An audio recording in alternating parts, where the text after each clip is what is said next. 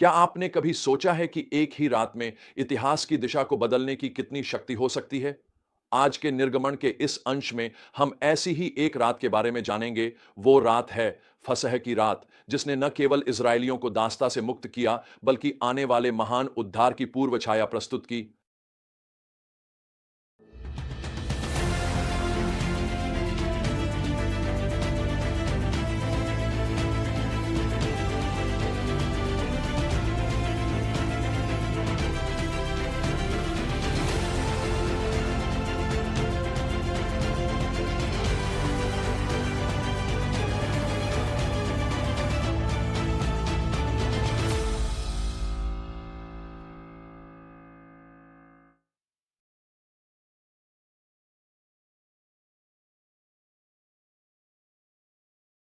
आइए निर्गमन 10 से 12 बजे तक देखें, जहां मिस्र पर अंतिम विनाशकारी विपत्ति को और फसह की स्थापना को देखते हैं।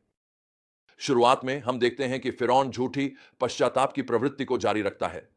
निर्गमन 10 16 से 17 में वह कहता है, मैंने तो तुम्हारे परमेश्वर यहोवा और तुम्हारे विरुद्ध पाप किया है। अब एक बार फिर मेरे पाप को क्षमा करो और तुम्हारे परमेश्वर यहोवा से प्रार्थना करो कि वह मुझसे इस घातक विपत्ति को हटा दे। टिड्डियां चली जाती हैं, लेकिन उसका हृदय फिर कठोर हो जाता है। यह झूठी पश्चाताप का चक्र हमें एक महत्वपूर्ण सबक सिखाता है। सच्चा पश्चाताप केवल परिणामों से बचने के बारे में नहीं है, यह परमेश्वर के प्रति हृदय के वास्तविक परिवर्तन के बारे में होता है। क्या आपके जीवन में ऐसे कोई क्षेत्र हैं जहां आप फिरौन की तरह हो, परमेश्वर के प्रति सच्चे समर्पण के बजाय सौदेबाजी कर रहे हैं? यदि उत्तर हां है, तो मैं आपको प्रोत्साहित करना चाहूंगा कि कुछ समय निकालें, अकेले रहें, ताकि परमेश्वर आपके हृदय की जांच करे और आपके जीवन में वास्तविक परिवर्तन लाए। आगे हम देखते हैं कि परमेश्वर मिस्र पर ऐसा अंधकार लाता है कि उसे महसूस किया जा सकता था। लेकिन निर्गमन 10:23 में इस महत्वपूर्ण विवरण पर ध्यान दें। फिर भी सभी इसराइलियों के रहने के स्थानों में प्रकाश था। यहां तक कि जब हमारे चारों ओर की दुनिया अंधकार में डूबी होती है, तब भी परमेश्वर अपने लोगों के लिए प्रकाश प्रदान करता है। यह एक आत्मिक सत्य की ओर संकेत करता है, जिसे बाद में यीशु ने घोषित किया, मैं जगत का प्रकाश हूं। जो कोई मेरा अनुसरण करेगा वह कभी अंधकार में नहीं चलेगा, बल्कि जीवन का प्रकाश पाएगा। यूहन्ना 8:12। अब हम अपने पाठ के मुख्य भाग पर आते हैं, अर्थात फसह की स्थापना। परमेश्वर इज़राइल के प्रत्येक परिवार को एक मेमने की बलि चढ़ाने और उसके रक्त को अपने दरवाजे की चौखट पर लगाने का निर्देश देते हैं। यह रक्त उनके लिए अंतिम विपत्ति से सुरक्षा का चिन्ह होगा, पहले जन्मे की मृत्यु। यह गहरी प्रतीकात्मकता सीधे यीशु मसीह की ओर संकेत करती है।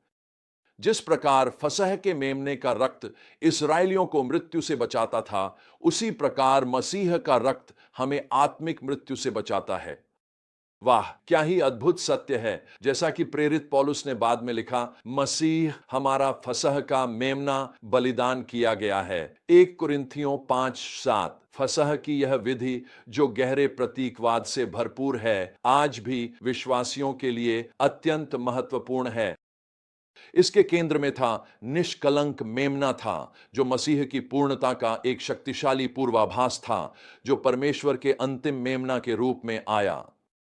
दरवाजे की चौखटों पर रक्त लगाने की क्रिया एक गहरा व्यक्तिगत संदेश देती है, जो यह दर्शाती है कि हमें विश्वास के द्वारा मसीह के बलिदान को व्यक्तिगत रूप से स्वीकार करना चाहिए।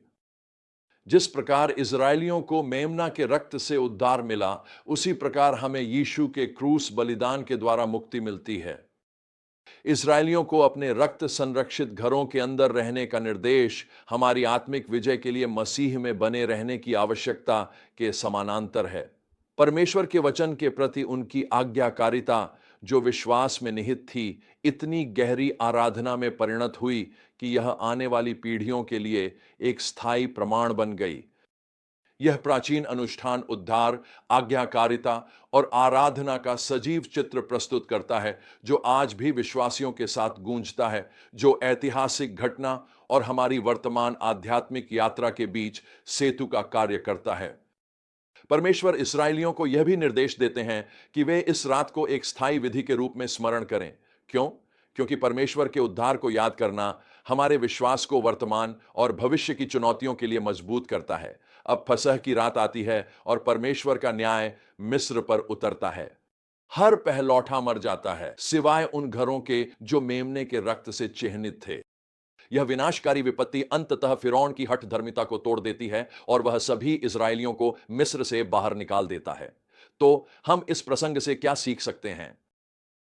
पहला, सच्चे पश्चाताप में केवल शब्दों या अस्थायी व्यवहार में परिवर्तन ही नहीं, बल्कि हृदय का परिवर्तन भी शामिल होता है। दूसरा, सबसे अंधकारमय समय में भी परमेश्वर अपने बच्चों के लिए प्रकाश प्रदान करते हैं। तीसरा, उद्धार अक्सर बलिदान के माध्यम से आता है और अंततः मसीह के बलिदान के द्वारा पूर्ण होता है। चौथा, हमें व्यक्तिगत रूप से अपने जीवन में परमेश्वर द्वारा दिए गए उद्धार के प्रावधान को लागू करने की आवश्यकता है। पांचवां, परमेश्वर के उद्धार के कार्य को याद रखना, उसका स्मरण करना हमारे विश्वास को मजबूत करता है। तो अंत में मैं पूछना चाहता हूं, आज आपके जीवन में आपको परमेश्वर के उद्धार की आवश्यकता कहां है? क्या आप अपने प्रयासों पर भरोसा कर रहे हैं या मेमने के लहू पर निर्भर हैं? याद रखें, परमेश्वर जिसने इस्राएल को अपनी शक्ति से उद्धार दिया, वह आपके जीवन में भी कार्य करने को तैयार है। फसह की रात ने वास्तव में इस्राएलियों के लिए इतिहास को बदल दिया, लेकिन एक और भी महान रात आने वाली थी। वह रात जब यीशु, हमारे फसह का मेमने को धोखा दिया गया और क्रूस की उनकी यात्रा शुरू हुई, जहां उन्होंने हमारे लिए अपना लहू बहाया। जिस प्रकार इजरायलियों को एक मेमने के लहू के द्वारा स्वतंत्रता मिली, उसी प्रकार हमें परमेश्वर के मेमने के लहू के द्वारा अनंत स्वतंत्रता मिलती है।